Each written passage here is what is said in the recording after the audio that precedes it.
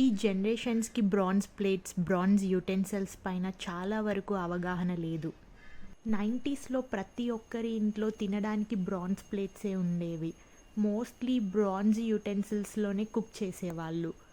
తరాలు మారుతున్నా కొద్దీ అవన్నీ అంతరించిపోతున్నాయి. మా వారు చాలా ఇయర్స్ నుంచి ఈ కంచు పాత్రలు ఇంటికి తీసుకొద్దాం అనుకుంటున్నారు. కానీ ప్యూర్ కంచు ఎక్కడ దొరుకుతుందో చాలా కన్ఫ్యూషన్ ఉండే. చివరికి సనత్ నగర్ అగ్రోమెక్లో మాకు ప్యూర్ కంచు దొరికింది. అండ్ ప్రైసెస్ కూడా అంత ఎక్కువ అని కాదు, రీజనబులే ఉన్నాయి. చాలామందికి తెలుసు కంచు పాత్రల్లో తింటే మన హెల్త్ కంచు కోటలాగా ఉంటుంది, అంత స్ట్రాంగ్గా ఉంటుంది అని. మోస్ట్లీ అందరికీ తెలుసు కంచు పాత్రల్లో తింటే మన ఆరోగ్యం కంచు కోట అంత బలంగా ఉంటుంది అని. మేబీ అందరూ మాలాగే ప్యూర్ కంచు ఎక్కడ దొరుకుతుందో తెలియక ప్రైసెస్ ఎలా ఉంటాయో అని భయపడి పర్చేస్ చేయలేరు అనుకుంటా. వాళ్ళ కోసమే ఈ చిన్న వీడియో.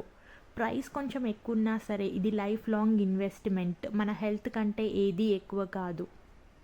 మన ఆయుర్వేదాలలో కంచు పాత్రల్లో తింటే మన హెల్త్లో ఉన్న దోషాస్, వాత, పిత్త, కఫ అన్ని బ్యాలెన్సింగ్గా ఉంటాయి అని చెప్తారు. అసిడిక్ ఫుడ్ని ఆల్కలైన్ ఫుడ్గా న్యూట్రలైజ్ చేస్తుంది. స్కిన్ హెల్త్, డైజెషన్ హెల్త్ ఇవన్నీ బాగుంటాయి. అండ్ మెయిన్ థింగ్, మీరు ఎప్పుడైతే హాట్ ఫుడ్ కంచు పాత్రల్లో తింటారో అప్పుడే మీకు ఈ బెనిఫిట్స్ అన్నీ ఉంటాయి. అందరికీ డౌట్ ఏంటంటే అన్ని ఫుడ్స్ తినొచ్చా కంచు పాత్రల్లో అని.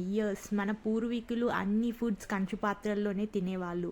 కానీ లెమన్ రైస్ ఒక్కటి అప్పటికప్పుడు సర్వ్ చేసుకొని తినాలి, స్టోర్ చేయకుండా. ఎందుకంటే 80% కాపర్, 20% టిన్ ఉంటుంది కాబట్టి. టెక్నాలజీ మోడర్న్ అనుకుంటా మనం ఎటువైపు వెళ్తున్నాం. క్యాన్సర్స్, డయాబెటీస్, థైరాయిడ్స్, పీసీఓఎస్ వీటి సైడా.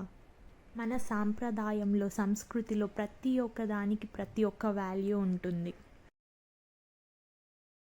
అండ్ కాపర్ నేను ఇంత పెద్ద బిందె తీసుకున్నాను. ఇంత పెద్ద బిందె అయితే అవసరం లేదు, యూస్ చేసిన తర్వాతే నాకు కూడా అర్థమైంది. నైట్ ఒక చిన్న గ్లాస్లో వాటర్ పెట్టుకొని ఎర్లీ మార్నింగ్ తీసుకుంటే సరిపోతుంది. ఇంత పెద్ద బిందె పెట్టుకుంటే ఎక్సెస్ వాటర్ తాగుతాం కాబట్టి ఎక్సెస్ కాపర్ బాడీలో అక్యూములేట్ అవుతుంది. సో ప్రాబ్లమ్స్ కూడా స్టార్ట్ అవుతాయి. కాపర్ అవసరం. So 1 or 2 glasses water daily enough. Thank you.